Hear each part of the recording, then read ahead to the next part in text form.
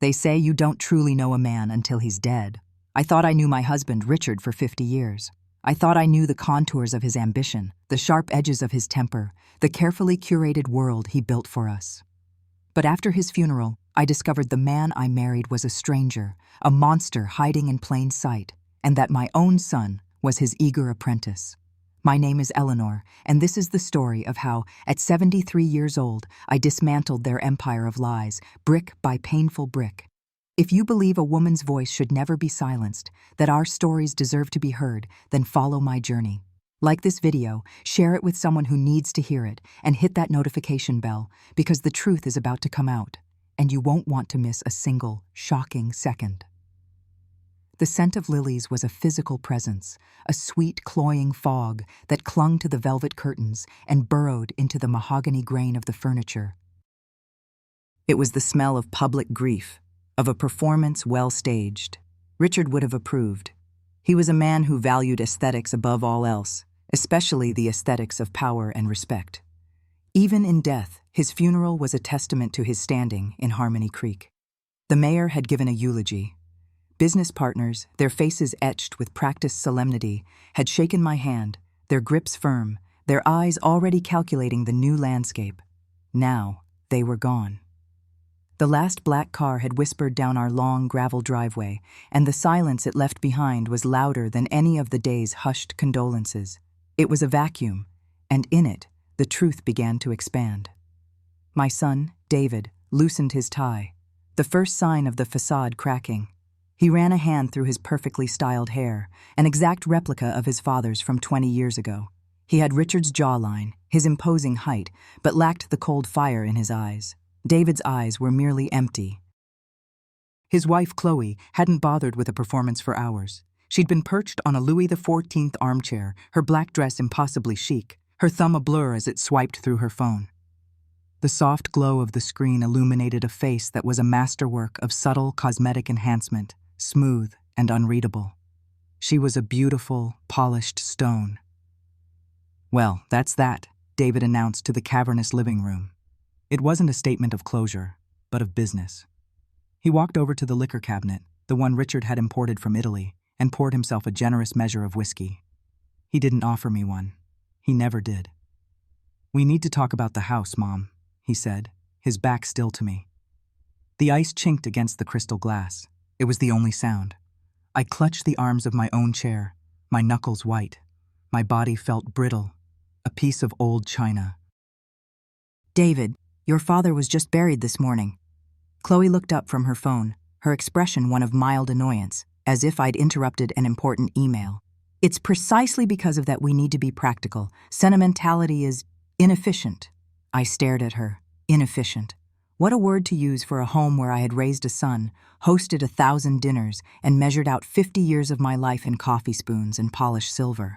David turned, leaning against the bar. He took a sip of his drink, savoring it, before he delivered the verdict. "This place is a relic. It's too much for you to handle. The property taxes alone are criminal, not to mention the heating bills, the groundskeeper, the pool maintenance." He listed my life's duties as if they were liabilities on a balance sheet.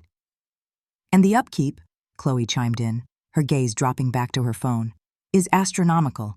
Dad always said—" She let the sentence hang in the air, a baited hook. She knew David would finish it. He always did.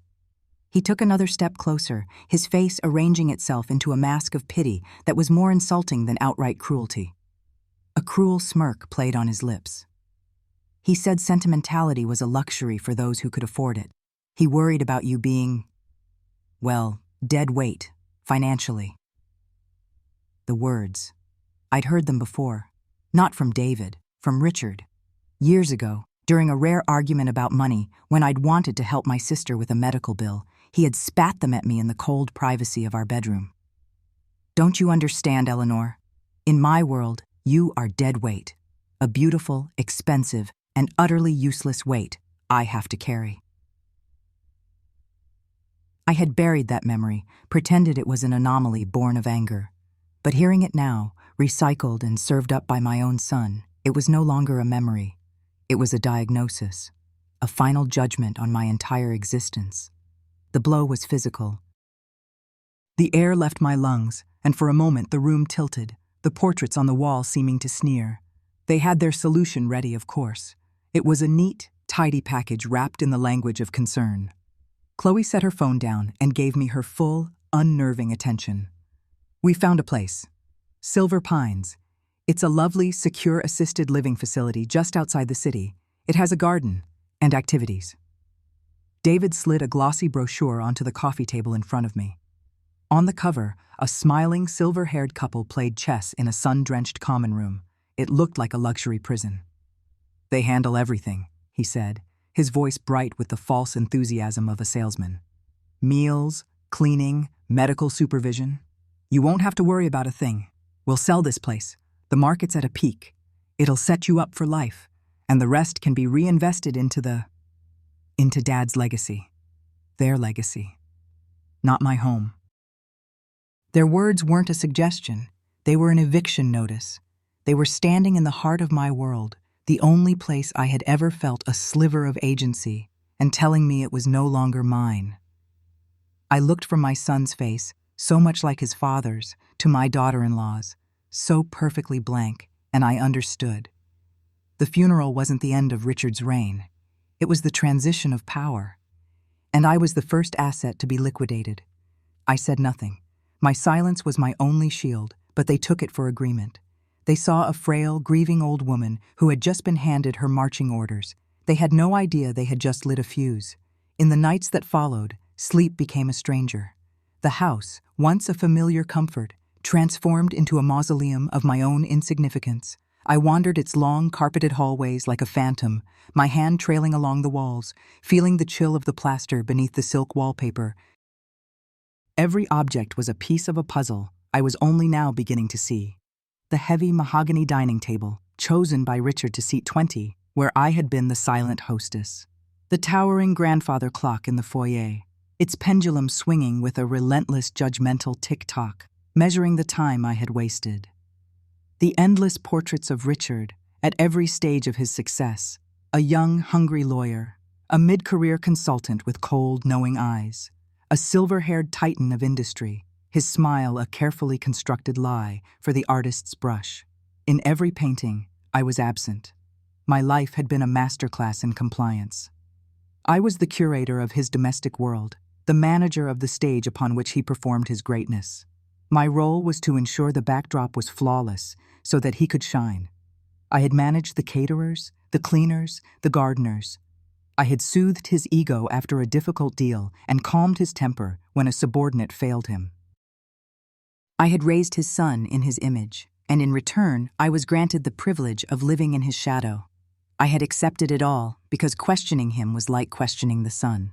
It was a fixed point in my universe, and to doubt it was to invite chaos. But now he was gone.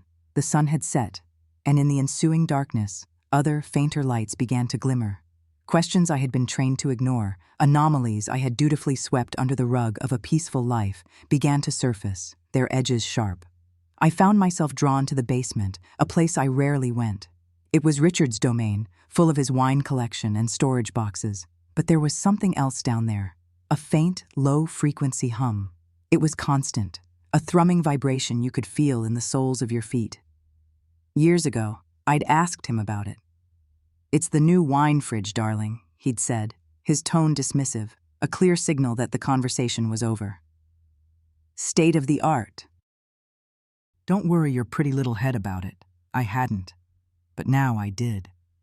I descended the creaking wooden stairs, the cold, damp air wrapping around me. The hum grew louder, more distinct. It wasn't coming from the gleaming, glass-fronted wine cooler. It was coming from the far corner of the large, stone-walled room. And there it was, the door. It was so out of place in the rustic cellar that it was almost comical. It wasn't wood. It was thick, gray, reinforced steel, set directly into the stone foundation. It had no knob, only a small rectangular digital keypad that was dark and inert. I remembered asking about this too, a decade ago when he'd had it installed. "Storm protection," he'd announced with an air of magnanimous foresight. "Harmony Creek doesn't get tornadoes, but you can never be too careful. A safe room for my most valuable asset."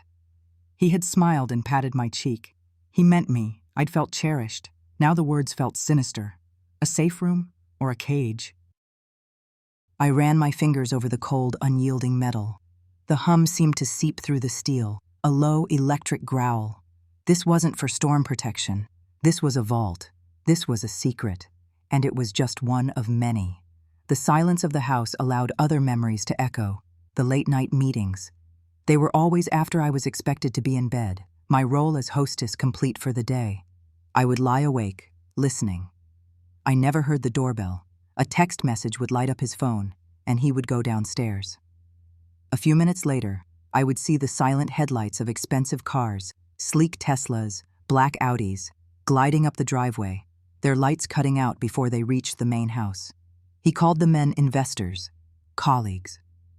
I'd caught glimpses of them through the curtains. The city's tech moguls, powerful lawyers, even a state senator once. Their voices were a low murmur from his study directly below our bedroom, too faint to make out words. But the cadence was not of friendly business. It was intense, conspiratorial. It always ended just before dawn, the cars slipping away as silently as they had arrived. I had told myself it was his world, a world I didn't need to understand. I had accepted his explanations because the alternative was too terrifying. Now, standing in the humming silence of my own basement, staring at a door that led to God knows where, the terror was no longer an alternative. It was a certainty. My husband's life, the foundation upon which mine had been built, was a lie. And I was living inside the architecture of that lie. The questions were no longer whispers. They were screams. The pressure from David and Chloe shifted from the funereal quiet of the living room to the incessant, chirping tyranny of my phone.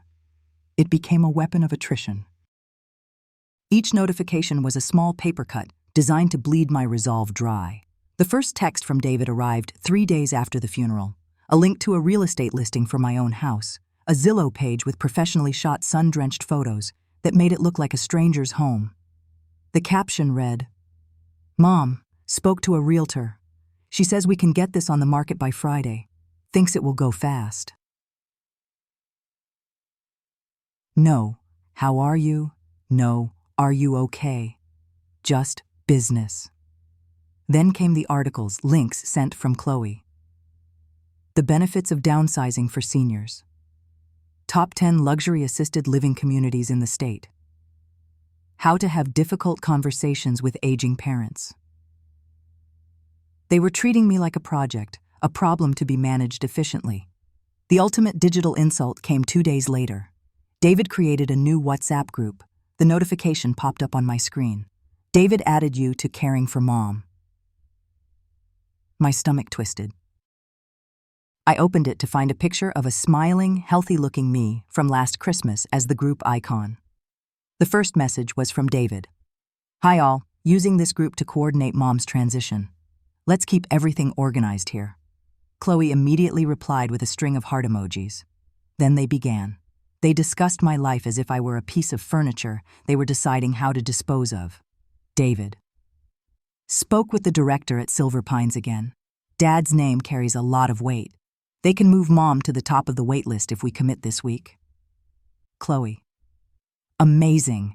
I checked out their dining menu online. Looks very healthy. They even have a water aerobics class. You'd love that, Eleanor. She'd used my first name, not Mom. Eleanor. It was a subtle, deliberate distancing. I was no longer family. I was a task on their to-do list. I watched their messages appear, one after another, a conversation happening around me, above me, through me, but never with me. I was a ghost in the machine of my own life. I felt my anger, a cold, hard knot in my chest, but it was still a passive anger, the helpless rage of the trapped. The thing that finally shattered my passivity came not from a text, but from Instagram. It was late, past midnight.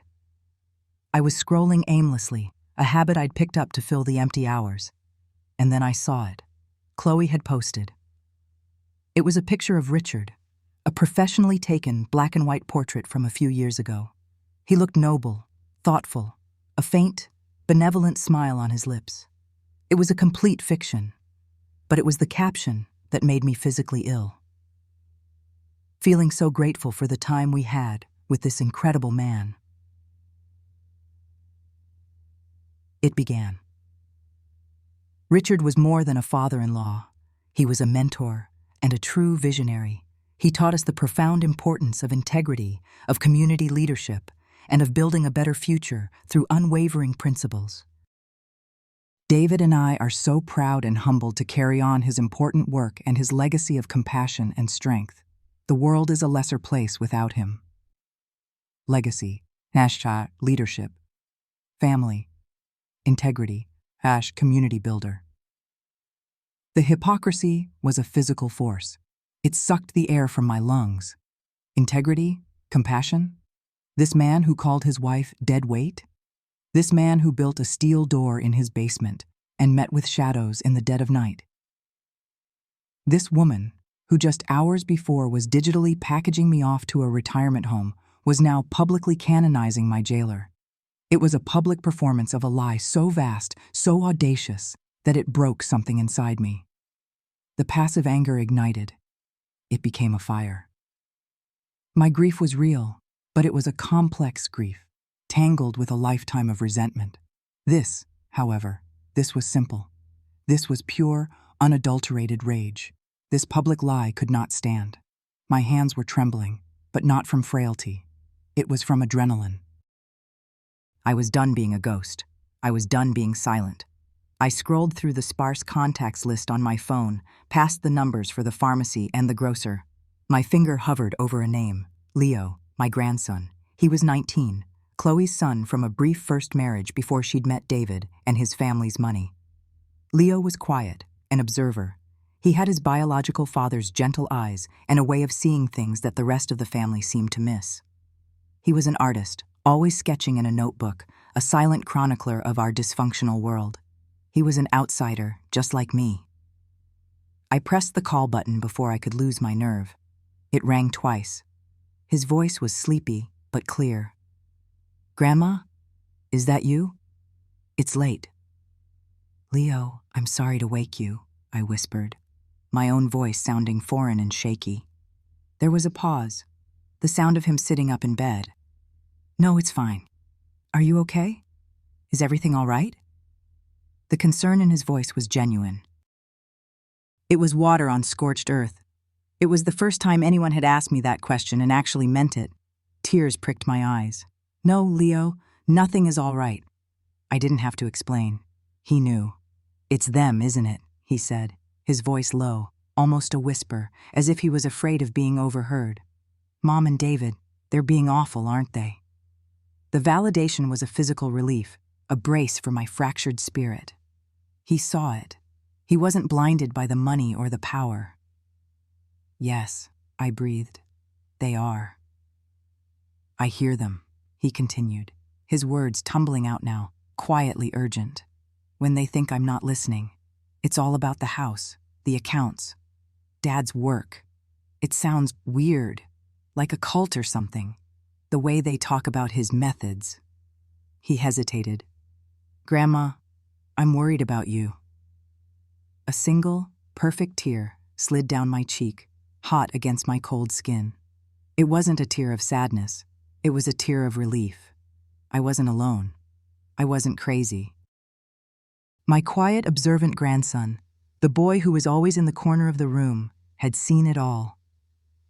"Thank you, Leo," I said, my voice thick with emotion. "Thank you for believing me." "Of course I do," he said simply. "What are you going to do?"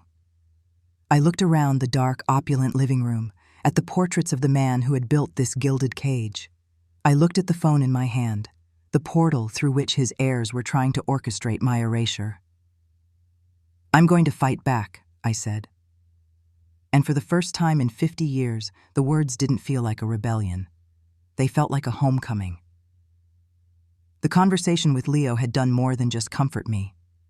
It had created the first tiny hairline crack in the wall of my isolation, and I knew, with a certainty that settled deep in my bones, that I was going to shatter it. The silence Richard left behind had a weight to it, a physical presence that pressed down on me in the empty rooms of my own house. But after the initial shock of David and Chloe's ultimatum, that weight began to shift. It was no longer just grief. A new feeling was taking root in the barren soil of my sorrow. A cold, sharp-edged curiosity. It was this feeling that propelled me, my slippers whispering on the polished floorboards, toward his study. The room had always been off-limits, his sanctuary. Even after 50 years of marriage, I had only ever stood at the threshold, bringing him a tray of tea or calling him for dinner. The door was unlocked now, as it always was, but crossing into the room felt like a transgression. The air was thick with his scent, old leather, pipe tobacco, and that faint, antiseptic smell of expensive cologne. It was the smell of control. I ran my hands over the spines of his leather-bound books, classics he never read but displayed like trophies. I touched the cool marble of the bust of some Roman emperor he admired. Everything in here was a testament to the man the world saw, the man I had married, powerful, decisive, untouchable.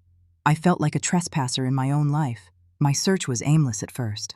I opened drawers filled with neat stacks of stationery, gold-plated pens, and cufflinks. Nothing. I felt a pang of foolishness. What was I even looking for? A confession, a hidden will that declared his undying love and respect for me. The thought was so absurd it was almost painful. My gaze fell upon his desk. It was a monstrous thing of dark oak, an altar where he'd made his pronouncements and sealed the fates of others with a stroke of a pen. It was the center of his universe. I knelt, the joints in my knees protesting, my hands tracing the ornate carvings on the legs. It was an act of pure desperation when I slid my hand underneath the solid slab of the desktop. My fingers, papery and thin, brushed against dust, then something smooth and cool. Tape. My heart gave a painful lurch. I peeled it away. Stuck to the tape was a key. It wasn't a normal key. It was small, squat, with a cylindrical shaft and a complex, jagged tip, like something you'd use for a high-security safe or a military-grade lock. It felt alien in my palm, a piece of a different world. I knew, with a certainty that defied all logic, where it belonged. The basement. I'd always hated it down there. It was perpetually cold, smelling of damp earth and spiders. Richard had a section walled off years ago, telling me it was for a proper wine cellar, but he never put a single bottle down there. He'd had a special door installed. For temperature control, he'd said, with a dismissive wave of his hand. It was a door of reinforced steel with a lock that looked like it belonged on a bank vault. I had never questioned it. I had never questioned anything. Holding the strange key, my hand trembling so badly I could barely guide it, I descended the creaking wooden steps. The air grew colder, clinging to my skin. There it was. The steel door. It looked even more imposing up close, a flat gray void in the old stone wall. It wasn't a door to a wine cellar. It was a barricade. It was designed to keep something in, or to keep someone out. Me. I slid the key into the complex lock. For a moment, nothing. I thought, this is it. This is just another dead end, another testament to my growing paranoia, just like David said.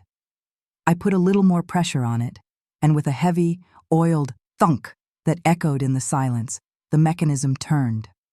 The sound was so final, so absolute. It was the sound of a seal being broken. I pulled the heavy door open. It didn't open into a storm cellar or a storage space.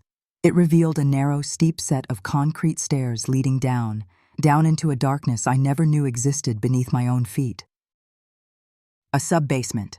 The air that rose up to meet me was different.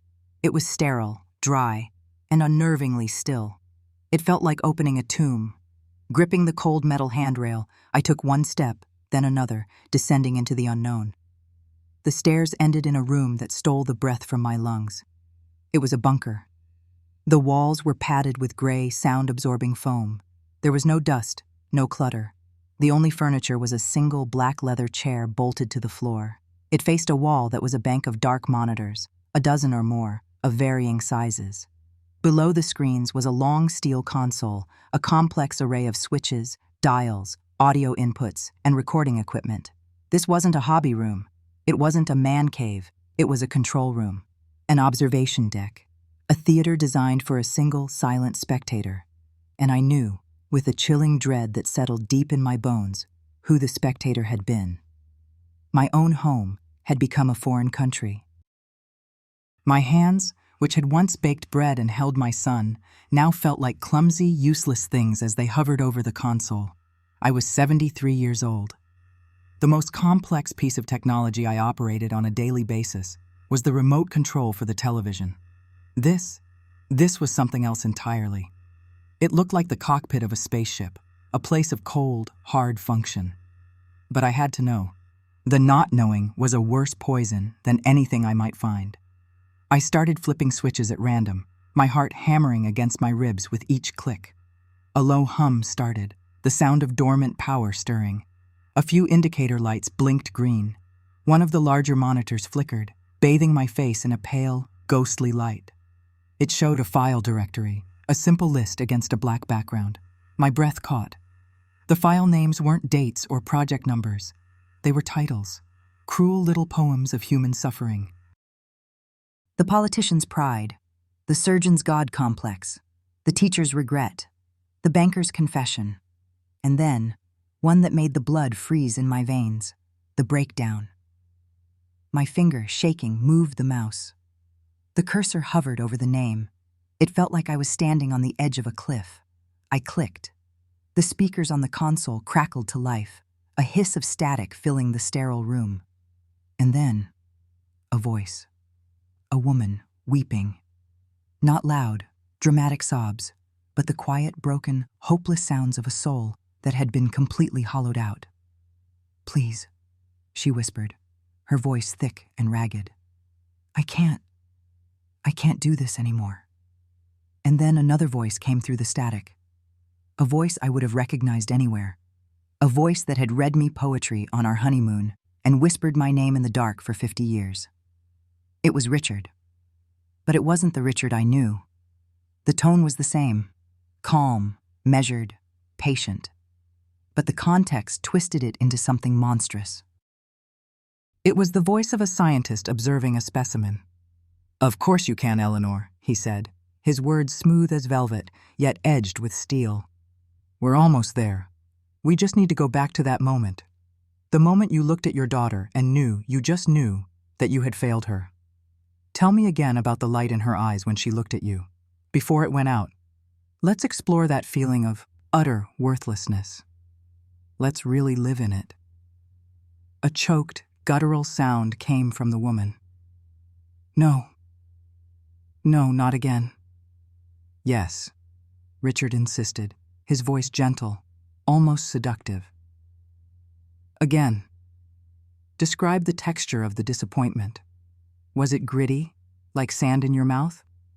Or was it smooth, like oil, coating everything you touched? We need to understand its shape to conquer it." I stumbled back, my leg hitting the leather chair. My hand flew to my mouth, not to stifle a scream, but to hold in the bile that was rising in my throat.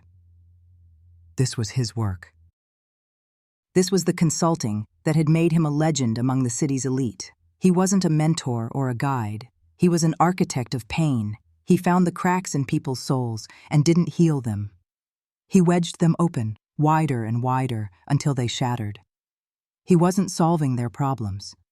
He was studying their collapse, recording it, cataloging it. The room spun.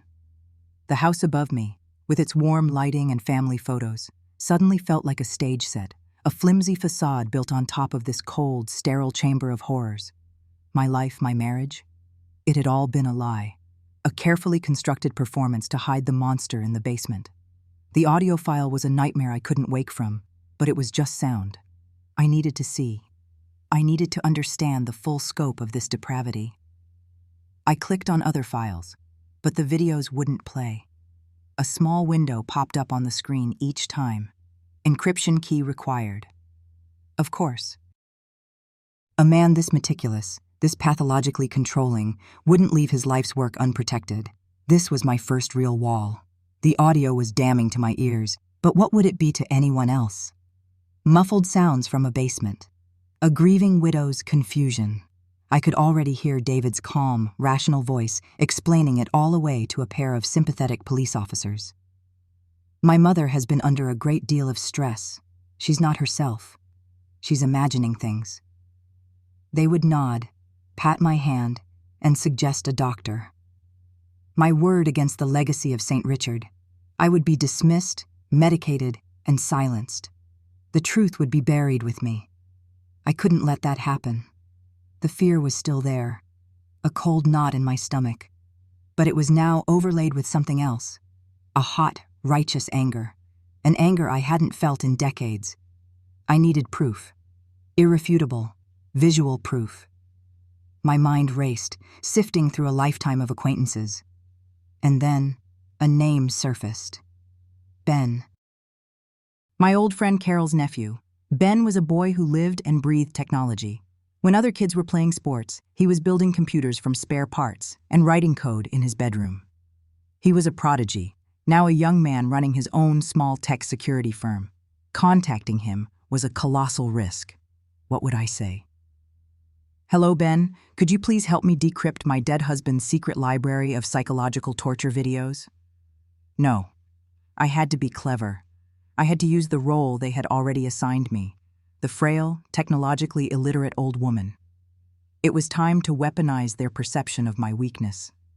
My hand was surprisingly steady as I dialed his number from the old landline in the kitchen. I didn't want a cell phone record of the call. Ben Carter, Tech Solutions, his voice answered, bright and professional. Ben, dear, it's Eleanor Vance, I said, pitching my voice a little higher, adding a slight waver. Richard's wife. I don't know if you remember me. Of course, Mrs. Vance. I'm so sorry for your loss. My Aunt Carol told me. How are you holding up? Oh, you know, I sighed, letting the sound carry the weight of manufactured grief. It's difficult, but I'm trying to be strong. That's actually why I'm calling. I was going through some of Richard's old things in his study, and I found these old hard drives. He was always working on his archives, he called them. I think they might have family memories on them. Old videos, photos, you know. But I can't for the life of me get them to open. It keeps asking for some kind of encryption password. It's all Greek to me. I paused, letting the lie hang in the air. I was hoping. I know you're so clever with these things. I would be so grateful if you could just help me recover these precious memories. There was a moment of silence. I held my breath. Of course, Mrs. Vance, he said, his voice full of warmth and sympathy. I'd be happy to help. No charge. Consider it a favor for a friend of the family. I can swing by tomorrow afternoon to pick up the drives. Oh, you are a lifesaver, Ben. A true lifesaver, I gushed, the performance making my skin crawl. I hung up the phone, my heart pounding, not with fear, but with a strange, exhilarating sense of power. The memories he was about to unlock weren't of birthdays and holidays. They were of systematic cruelty, and they were going to be my salvation. While I was skulking in the basement and weaving webs of deceit on the phone, David was stepping boldly into his father's shoes. He decided, without consulting me, that our home was the perfect venue for a networking event. He called it a tribute to Richard's legacy, a way to assure his father's clients that the business was in capable hands. He didn't ask for my permission. His actions screamed ownership. The house wasn't mine anymore. It was an asset, a stage. On the night of the party, the low thrum of expensive cars idling on our quiet street filled the air. Laughter, too loud and sharp, echoed up the staircase. I stayed in my room, a prisoner under my own roof. I couldn't bear to see them, these smiling predators who had paid my husband to help them dissect their own souls or the souls of others. But I couldn't look away either. From the shadowy landing at the top of the stairs, I watched. David was holding court in the foyer, a glass of champagne in his hand. He had his father's posture, his father's easy smile, his father's way of making every person he spoke to feel like the most important person in the room. He was a perfect imitation. I saw him clapping a city councilman on the back, whispering in the ear of a banking executive's wife. He spoke of expansion, of new methodologies, of honoring my father's vision by taking it to the next level. They hung on his every word, their faces a mixture of admiration and something else, something unsettling, a kind of reverent hunger. It was grotesque. Later that night, long after the last car had pulled away, there was a soft knock on my door. It was Leo. Chloe had insisted he attend, to show a united family front. His face was pale, his young eyes wide, with a discomfort he didn't have the words for. "Are you okay, Grandma?" he whispered, closing the door behind him. I just nodded, unable to speak. "Those people are so weird," he said, flopping onto the end of my bed. "All of them. The way they talked about Grandpa, and the way they look at Dad. It's like, I don't know, it's like a cult." The word hit me like a physical blow. A cult. He was just a boy, but he saw it with perfect clarity. He saw the truth that all these powerful, intelligent adults were blind to. Richard wasn't a consultant, he was a guru, and David wasn't just a son, he was the chosen successor. This wasn't a business. It was a dark faith, passed from father to son. Leo reached out and squeezed my hand. His was warm and real. "I don't like it," he said simply. "It feels wrong." In that moment, the fight shifted. It was no longer about my house or my pride. I looked at this sweet, good-hearted boy, Chloe's son from a life before this one, and I knew I couldn't let this poison spread. I had to burn it out, root and stem, before it had a chance to contaminate another generation. My quiet refusal to sign the real estate documents was a declaration of war. I didn't yell or argue. I simply let the deadline pass. Their response was swift and brutal. It arrived not by email or text, but by a professional courier who handed me a thick, intimidating envelope with the name of a law firm embossed in the corner. My hands trembled as I tore it open. Inside was a formal legal notice, a petition to the court. They were seeking to grant David power of attorney over my affairs, both financial and personal. The document was a masterpiece of calculated cruelty, pages and pages of evidence designed to paint me as an unstable, senile old woman losing her grip on reality. They twisted my grief into a narrative of mental decline. My reclusiveness since the funeral was cited as a symptom of deep depression and detachment. My questions about the basement, which Chloe had apparently reported to David, were framed as paranoid delusions. My failure to engage with the realtor was presented as an inability to manage my own financial affairs. They even included a sworn affidavit from Chloe describing my erratic behavior and frequent memory lapses. Every lie was wrapped in the language of concern, a velvet glove on an iron fist. "We are deeply worried for her well-being," the petition read. "We believe this action is necessary for her own protection." They weren't just trying to take my house anymore. They were trying to take my voice. They were building a legal wall around me, a cage made of diagnoses and legal statutes designed to strip me of all credibility.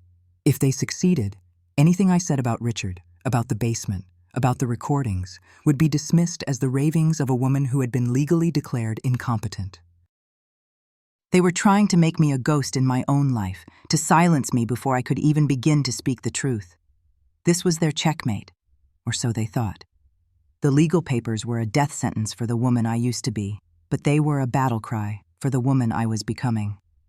Panicked, but resolute, I felt the cold anger solidify into something hard and clear. I went back down to the bunker.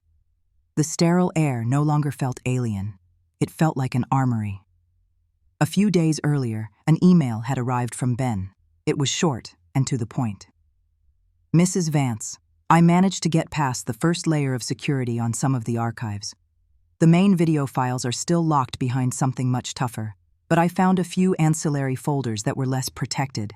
The password for this batch is Phoenix07. Hope this helps you find the memories you're looking for. Ben. Phoenix." The irony was not lost on me. I typed in the password. Several folders appeared on the screen, their names mundane: contracts, financials, client communications, and one that stood out: recruitment. My breath hitched. Recruitment for what? I clicked it open. The folder was full of individual files, each named with a string of numbers. I chose one at random. The file opened, and the world tilted on its axis.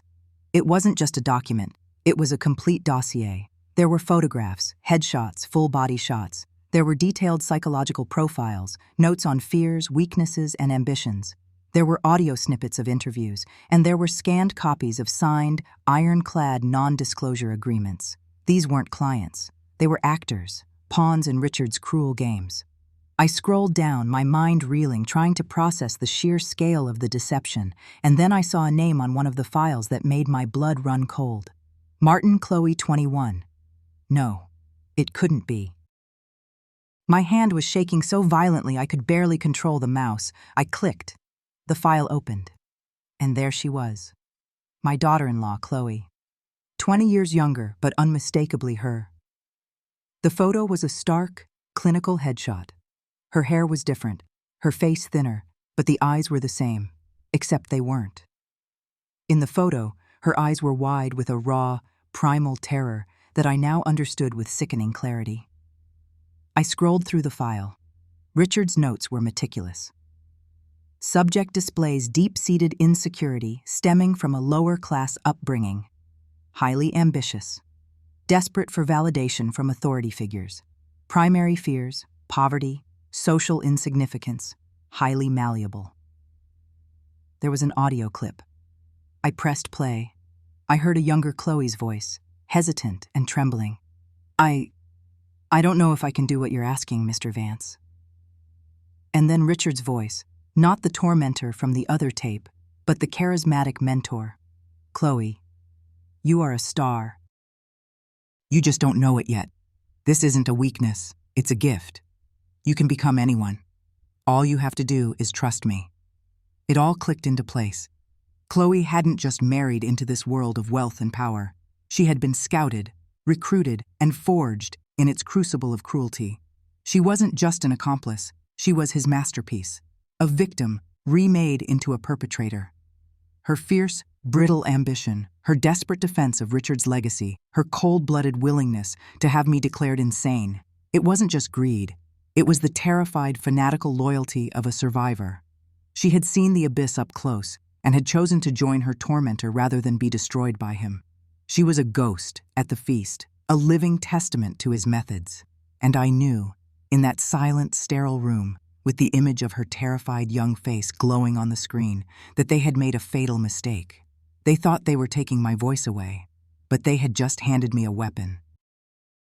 I held the key not just to their secrets, but to Chloe's very soul, and I knew exactly how I was going to use it to burn their empire to the ground. The file on Chloe wasn't just a folder of printed paper. It was a block of ice in my hands, heavy and cold, radiating a chill that had nothing to do with the temperature in the room. This was the weapon, not just the key to my own freedom, but the instrument of my son's destruction. And Chloe's. The thought sat like a stone in my stomach. She was a monster, yes, a smiling viper who had stood in my kitchen and plotted to have me declared incompetent. But this file said she hadn't been born that way. She had been made, forged in the same fire Richard had used to temper so many other souls into ruin. I spent the next 48 hours in a state of suspended animation, moving through my silent house with the file never far from my side. I would leave it on the kitchen counter while I made tea I couldn't drink, place it on the nightstand while I lay in bed staring at the ceiling. It was a constant physical reminder of the choice I had to make. The legal papers from David's lawyer were a ticking clock, a formal declaration of war. They thought they were besieging a fortress occupied by a confused old woman. They had no idea I was sitting on the bomb that would level their entire world, but I couldn't detonate it alone. I was outmatched, outmaneuvered, and their legal team would paint me as a grieving, vindictive mother, delusional and senile. I needed a lawyer. Not just any lawyer. I needed a warrior. My nights were spent online, not aimlessly scrolling, but hunting. I bypassed the slick corporate websites with their stock photos of smiling partners in front of leather-bound books. I knew their language, the polished veneer of power Richard had so admired. They were the enemy's architects. I needed a demolitions expert. I typed in search terms like fight conservatorship, elder abuse litigation, suing powerful families. The results were a grim landscape of legal battles, but one name kept surfacing in articles and forum discussions. Amelia Vance. Her website was the antithesis of the others. It was plain, almost stark. No photos, just text. The tagline under her name read, "The bigger they are, the harder they fall." Her About page didn't list her Ivy League credentials or her awards. It told the story of how she'd left a lucrative job at a massive corporate firm after they'd defended a chemical company that had poisoned a small town's water supply. She'd quit and represented the townspeople pro bono, bankrupting the company in the process. Her testimonials weren't from CEOs, they were from factory workers, nurses, and whistleblowers. She didn't represent clients, she represented causes. Making the call was one of the hardest things I'd ever done. My hand hovered over the phone, my heart hammering against my ribs. This was the point of no return. I dialed. A voice answered on the second ring, sharp and clear. No receptionist, just her. Vance. My name is... I faltered. My name is Eleanor Sterling. I need to schedule a consultation. Regarding? Her tone was brisk, efficient. My son is trying to take control of my assets. He and his wife believe I'm... unwell. A pause.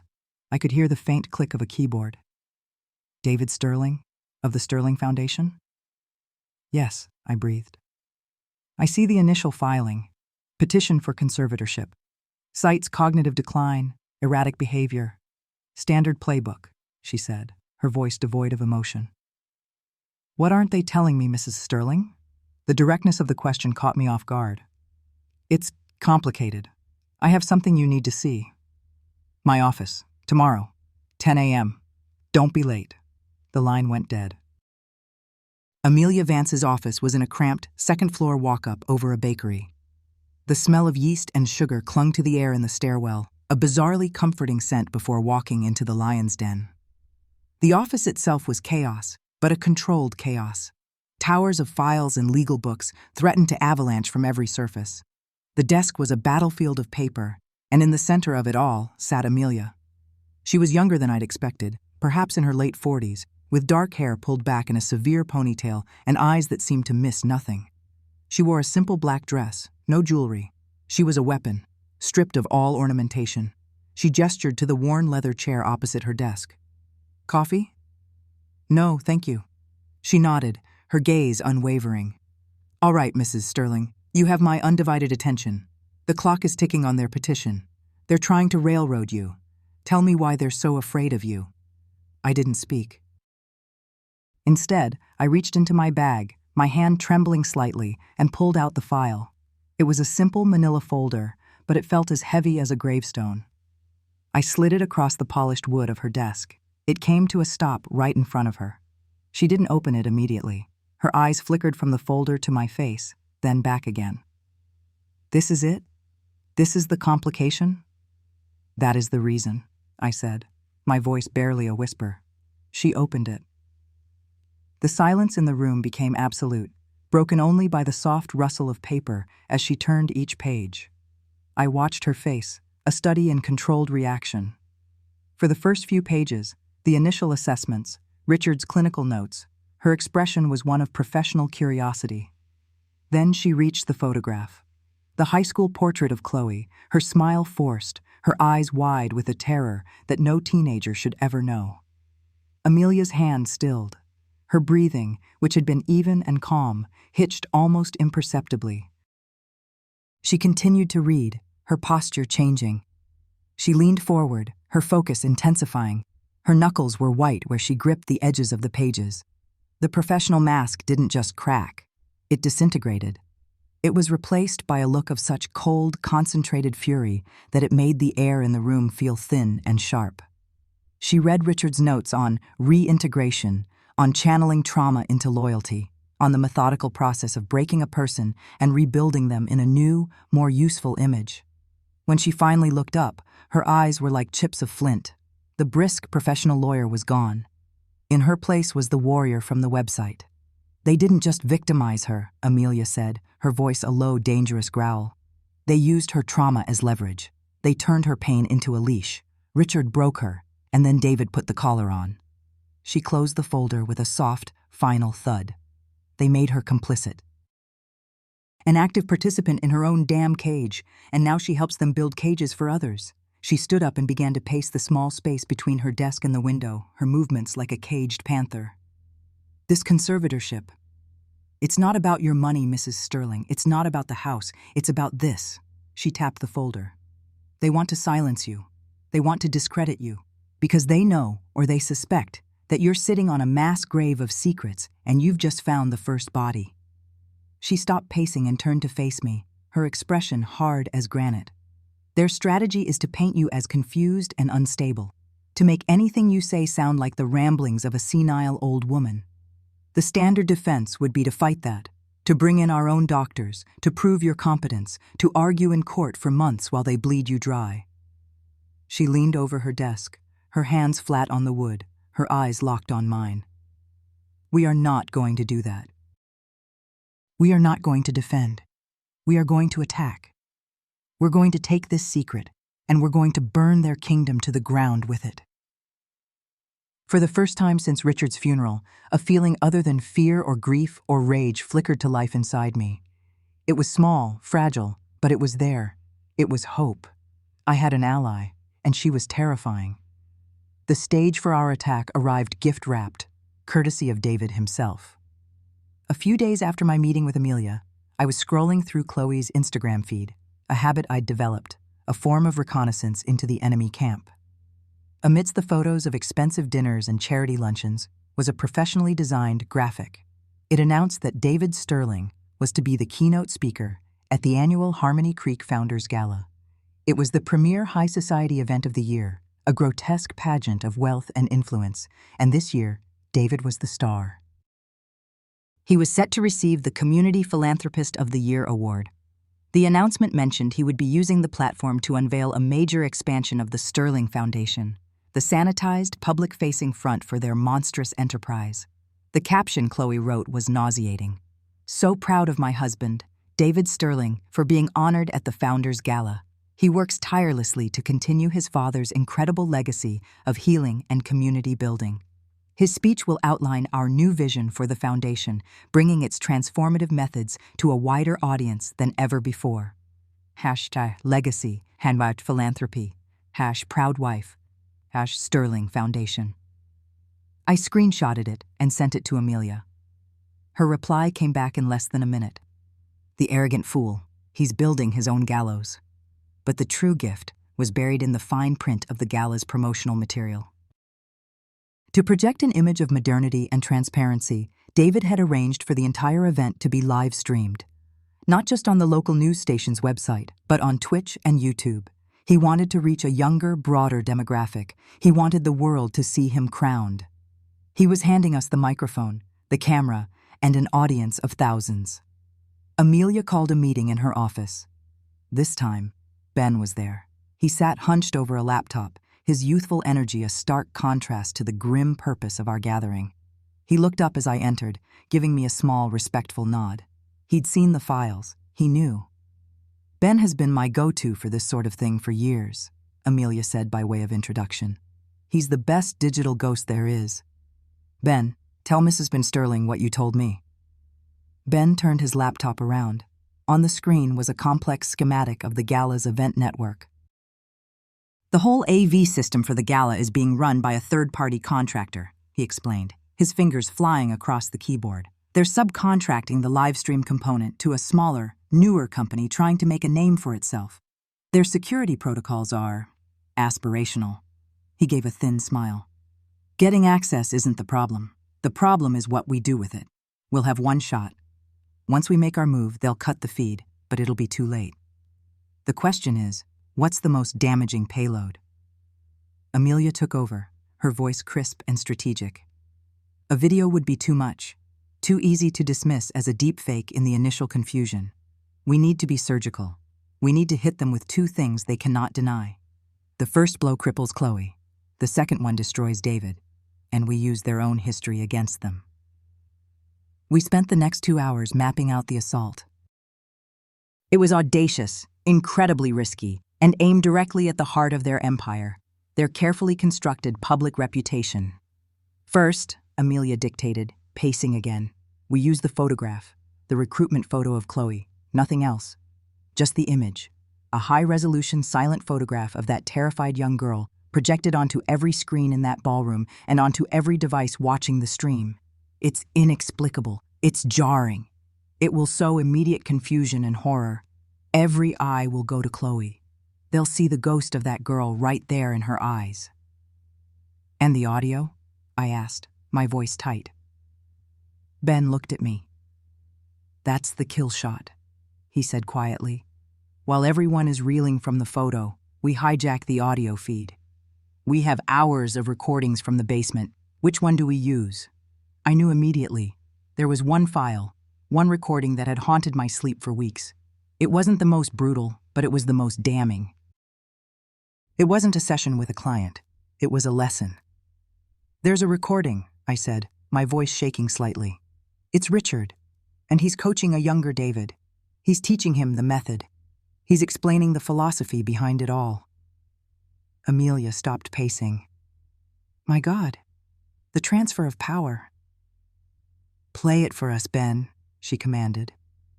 Ben's fingers tapped, and a moment later, Richard's voice filled the small office. It was smooth, professorial, laced with that chilling, detached paternalism. Richard's voice. Her sense of self-worth is the target. You must understand that, David. It is the load-bearing wall of her entire psychological structure. You don't break the person with a sledgehammer. That's clumsy, inelegant. You convince them to break themselves.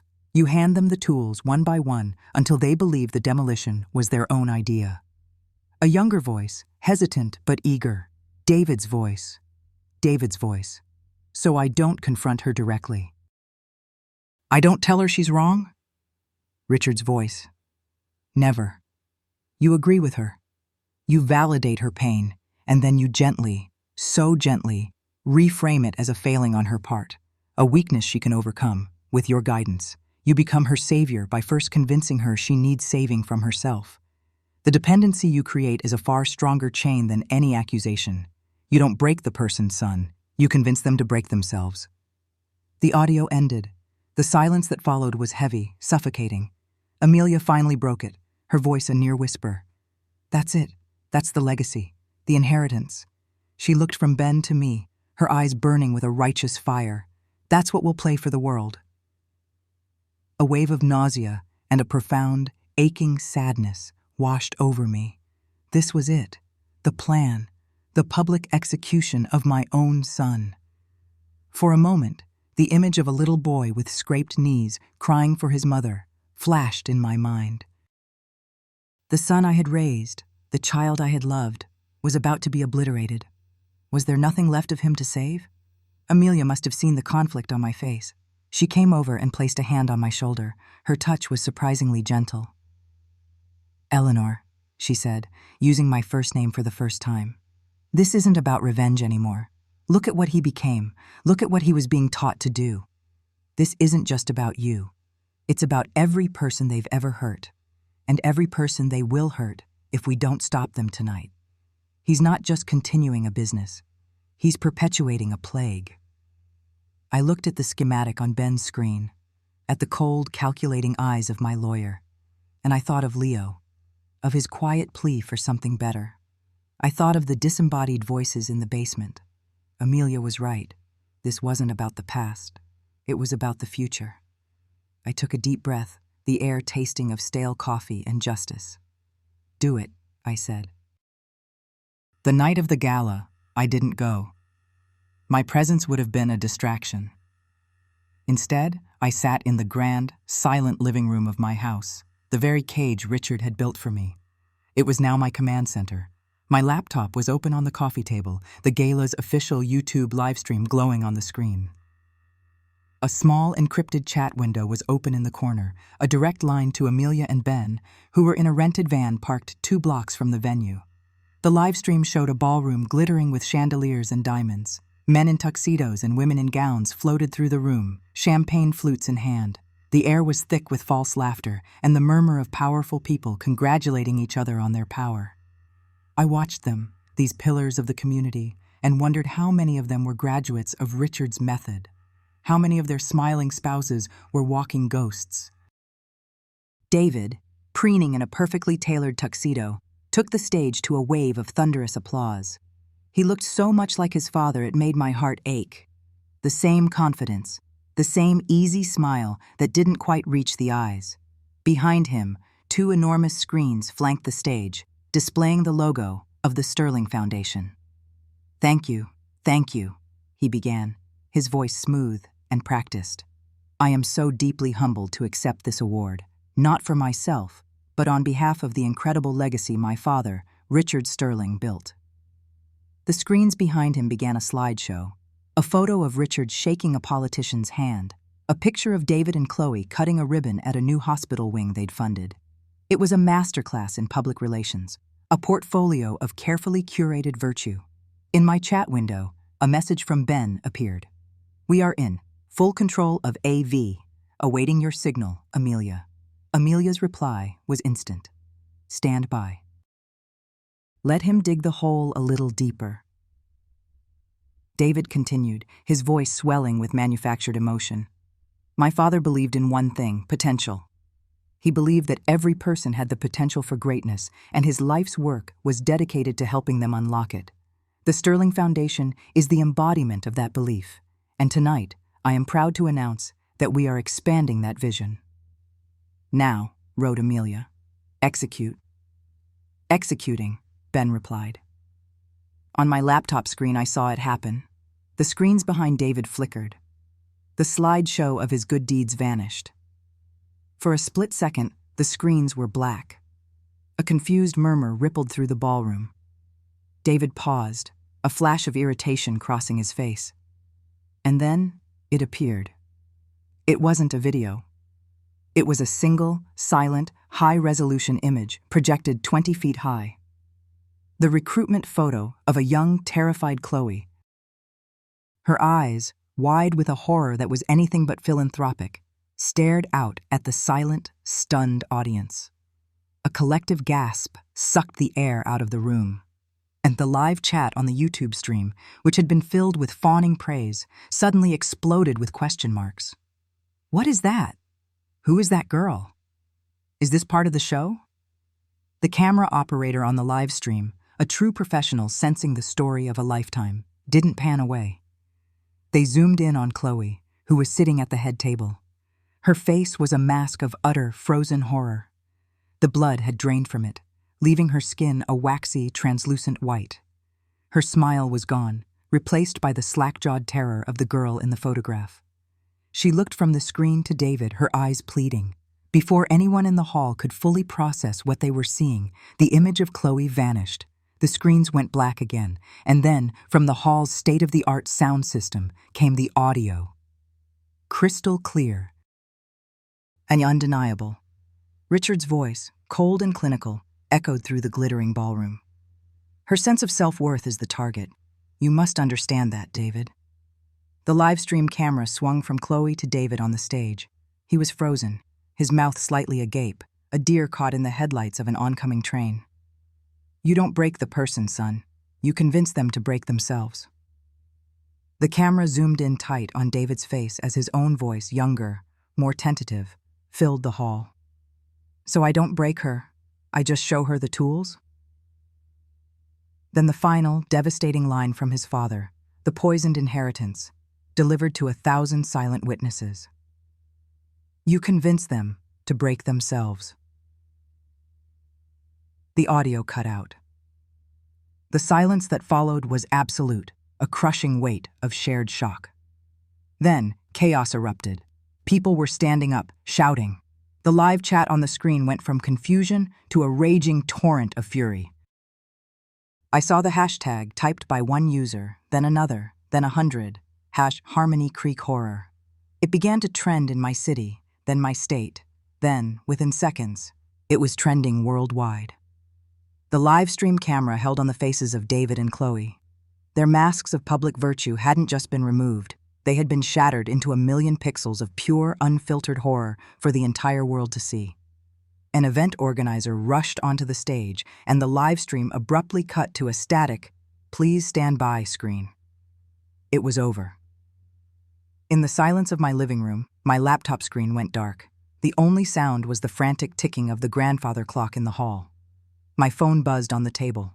It was a single message from Amelia. Checkmate. I didn't feel triumphant. I didn't feel victorious. I felt a profound, hollow emptiness. I had won. I had destroyed my son. I had burned his kingdom to the ground. And all that was left was the silence and the ashes. The phone on the kitchen counter buzzed, a furious, angry insect. Then another phone, the one on the end table in the living room, joined in. It was a symphony of notifications, a digital storm raging outside the bubble of my silence. On the television, which I'd left on mute, the images were a chaotic slideshow, flashing blue and red lights painting the elegant facade of the gala hall, the stunned, horrified faces of Harmony Creek's elite. And then, the money shot, looped endlessly on every channel. David, his face a mask of disbelief, his bespoke suit suddenly looking like a prisoner's uniform. Chloe, her head bowed, a curtain of perfectly styled hair hiding her from the cameras, being guided gently but firmly into the back of a police car. It was a clean, swift, surgical strike, a checkmate delivered on a public stage. The empire Richard had built, the legacy David was so eager to inherit, had been decapitated in a single evening. I pressed the mute button again, plunging the room into an even deeper silence. The buzzing of the phone stopped. The world outside, with its endless appetite for scandal, faded away. I was alone, utterly and completely alone in the house that had been my gilded cage for 40 years. I had won. I had exposed the rot, burned out the infection, and brought the architects of pain to justice. So why did I feel nothing? No surge of triumph, no satisfying release of vengeful energy. There was only a vast, echoing emptiness where my heart used to be. The silence in the house was different now. It wasn't the tense, listening silence of the weeks before. It was the dead, heavy silence of a tomb. I walked through the living room, my hand trailing along the back of the velvet sofa, the same one where Richard used to hold his late-night consultations. My footsteps made no sound on the thick Persian rug. Everything in this house, every object, every shadow, was a ghost, a memory of a life that had been a lie. I wasn't a victor surveying the spoils of war. I was a ghost myself, haunting the ruins of my own existence. The fire I had lit to cleanse the rot had consumed everything, my son, my family, the very structure of my life. My eyes fell on the mantelpiece above the cold, dark fireplace. It was lined with silver-framed photographs, a curated history of a happy family. There was our wedding photo, me looking young and naive, Richard looking proud and possessive. There was David's graduation, his smile wide and genuine, not yet hardened by his father's poison. And then there was the one that broke me. A small, slightly faded picture from a family trip to the coast. David couldn't have been more than 7. He was sitting on my lap, his small arms wrapped tightly around my neck, his face buried in my shoulder. He was laughing, a pure, uninhibited peal of joy I could almost hear across the decades. He was wearing a ridiculous striped shirt that Chloe would have thrown out in an instant. His hair was a messy mop, and he had a smear of chocolate on his cheek. He was my boy, my beautiful, happy boy. Before the methods, before the indoctrination, before his father had carefully, methodically, chiseled away at his soul until all that was left was a hollowed-out replica, an heir to a throne of misery. I reached out and picked up the frame, the cool silver a shock against my skin. I sank into the armchair, the one Richard had always claimed as his, and held the picture to my chest. And that's when the grief came. It wasn't a gentle wave of sadness. It was a physical force, a tidal wave that crashed over me, pulling me under. A sound tore from my throat, a ragged animal sound of pure, soul-crushing loss. The victory was ashes in my mouth. I had cut out the cancer, but the cancer was my own child. How do you celebrate a victory like that? How do you live with the knowledge that to save yourself, you had to destroy the one person you were put on this earth to protect? The tears were hot, blinding. They soaked the front of my blouse, dripped onto the photograph, blurring the image of the smiling child I had lost so long ago. This was the true cost. Not the legal fees, not the public scandal, but this unbearable, suffocating weight of a mother's sorrow. I had fought so hard to stop being a gargantuan financial burden, to stop being the dead weight they spoke of with such contempt. But in winning my freedom, I had paid with the complete and utter destruction of my son. I had traded one prison for another. Before, I was trapped in a house of secrets. Now I was trapped in a wasteland of my own making, with only the ghosts of what might have been for company. The final obstacle wasn't the law, or David, or Chloe. It was this profound, bottomless ocean of grief. And I didn't know if I had the strength left to swim. The days that followed blurred into a monotonous gray. The world outside my windows remained a frenzy. The Sterling Legacy scandal, as the media had branded it, was a national obsession. Talk shows dissected every angle. Psychologists appeared on news segments to explain the mechanics of coercive control.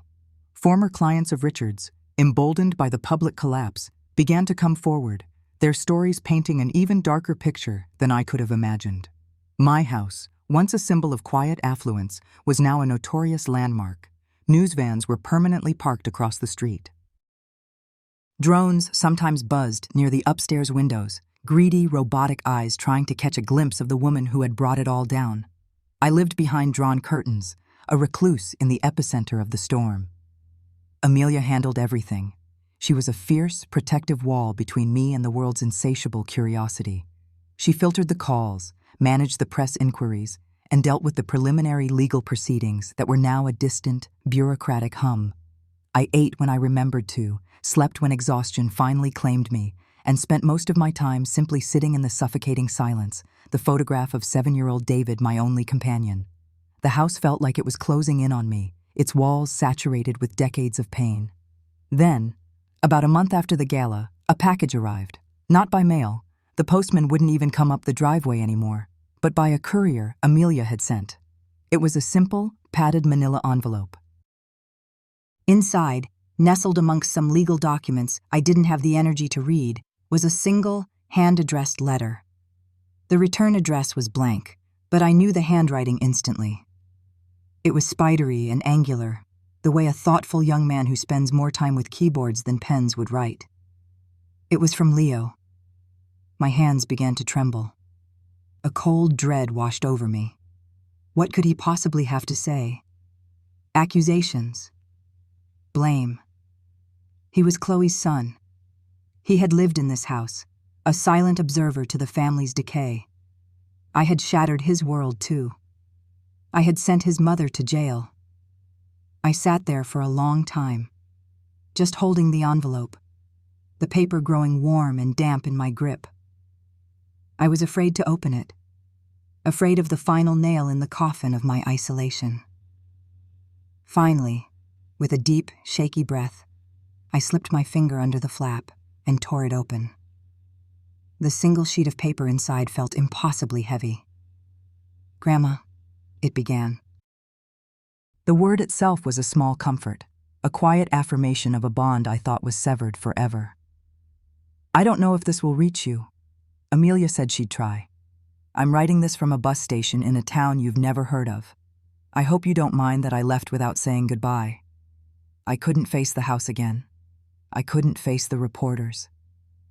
My eyes scanned the lines, my heart pounding in my ears. I'm not writing to ask for anything. I just needed to say this. For years, I felt it. A wrongness in that house. A coldness that had nothing to do with the thermostat. It was in the way Dad, in the way David spoke to my mom. The way he looked at her when he thought no one was watching. It was in the way she would flinch when he entered a room, a tiny, almost invisible movement, but I saw it. I saw everything. I just didn't have the words for it. I thought maybe I was crazy, or that this was just how wealthy families were. A performance. A business transaction with smiles. He went on to describe the atmosphere of the house, the unspoken rules, the suffocating tension he had navigated his whole life. He called it a beautiful museum where all the exhibits were screaming. "When you played that recording at the gala," he wrote, and I could picture him writing it, his brow furrowed in concentration. "It was horrible. It was the ugliest thing I've ever heard. But it was also a relief. It was like a name was finally given to the monster that lived in our walls. The monster I could feel but never see. You didn't just expose David. You exposed the secret. The one everyone was pretending not to keep. I had to stop reading, pressing the heels of my hands into my eyes. The tears that came this time were different. They weren't the hot, grieving tears for the son I had lost. They were something else, a slow, quiet release. I picked up the letter again. The last paragraph was what truly undid me. Mom is where she needs to be. Maybe one day away from him she can find herself again. I hope so. But I need you to know this, Grandma. Don't let anyone tell you that you destroyed our family. You can't destroy something that was already a pile of wreckage, just painted to look like a mansion. You didn't start the fire. You just turned on the lights so everyone could see the flames. You set me free. Thank you. The letter fell from my fingers onto my lap. I leaned my head back against the chair and wept. Great, heaving sobs that shook my entire body. But this was not the sound of grief. It was the sound of a dam breaking. The tears were washing away the guilt, the self-recrimination, the terrible, crushing weight of my perceived failure. I had not lost everyone. In the ruins of the Sterling legacy, one small good thing had survived. One person had seen the truth and had been liberated by it. Leo's words were a gift, a lifeline thrown to me in the middle of that vast, lonely ocean. I had set him free, and in doing so, maybe, just maybe, I had also given myself permission to be free too.